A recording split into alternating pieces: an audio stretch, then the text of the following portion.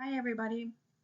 Today we're going to talk about the four Swedish words sitter, ligger, står, and hänger, and how you use them when you talk about pieces of furniture, rooms, where something is located, and so on. In English, is or are can be used to describe both the position and location of something. We say Pittsburgh is in Pennsylvania. University of Pittsburgh is in Oakland. This verb is also used when you're talking about furniture and decor, just like we are doing right now. If you have a bedroom and you want to list the things in it, you would say, there is a bed in the room, and whoever you're speaking with will start to make a mental picture of a bedroom with a bed in it. The same verb would go for decor and things in the room. There is a shelf in the room. Now, to a Swede, however, using the verb is or är is very confusing.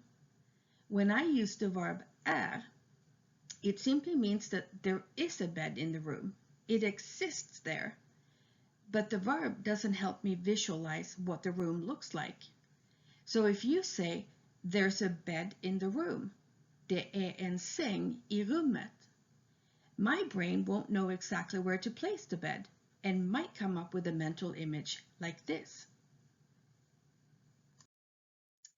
To avoid any confusion, we use verbs for body positions to describe the position of not only people, but also things and places. Pieces of furniture, for example, can sit, lie, stand, and hang just like a person. So can decorative pieces like vases and pillows and pictures. Anything in a room can be described using these verbs. Let's start with the easiest verb, står and ligger. Står is used to describe an object that has a vertical position, a right up and a right down, a top and a bottom. Vasen står på bordet. Boken står i bokhyllan. It's also used to describe furniture with legs, or furniture that used to have legs. Today's minimalist pieces of furniture often doesn't have legs, so think back to what they used to look like. For example, when you're talking about a bathtub, think the old clawfoot bathtubs with the legs, hence badkaret står i badrummet. Or like here in the picture, bordet står på golvet. The table has legs. It's also used about text. To say something like, it says in the book. In Swedish, I would say, det står i boken. This is because in the old days, you would manually put the individual letters into a printing press. And to this day, we say that the letters stand. Ligger is easy. It's used for horizontal positions. Mattan ligger under bordet. Boken ligger under kudden. To use other verbs than the ones that we usually use for these objects signals that something is wrong. Shoes should be standing neatly in the hallway, not lying around in a heap. Skorna står i hallen versus skorna ligger i hallen. Cars definitely has a definite top and bottom and should be standing, so saying the car is lying in the street sends out all kinds of warning signals. Bilen står på gatan versus bilen ligger på gatan. Note that the most common use of ligger is about places and buildings, streets, towns, lakes, islands, countries, etc. Pretty much anything that can be found on a map. Pittsburgh ligger i Pennsylvania. University of Pittsburgh ligger i Oakland.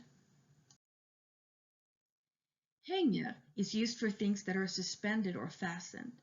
Think of things on walls or in the ceiling that would move if you touched them. For example, a painting hung on a nail or a hook on the wall, or a chandelier or pendant from the ceiling. Tavlan hänger på väggen. Lampan hänger i taket. And lastly, sitter is also used for things on the wall or in ceilings, but these things are firmly fixed in place. For example, instead of a painting hanging from a nail or hook, think of a poster fixed to the wall with tape or thumbtacks, things that can fairly easily be removed. And for lamps, think flush-mounted lamps or recessed lighting that are fixed in place. So, take a few moments, look back at all those slides, and then take a close look at this picture, not your average room. See if you can use the verbs I've been talking about. Write 5 sentences about what you see in this room and make sure you use each verb, sitter, står, ligger, hänger, at least once. Let me know if you have any questions, and good luck.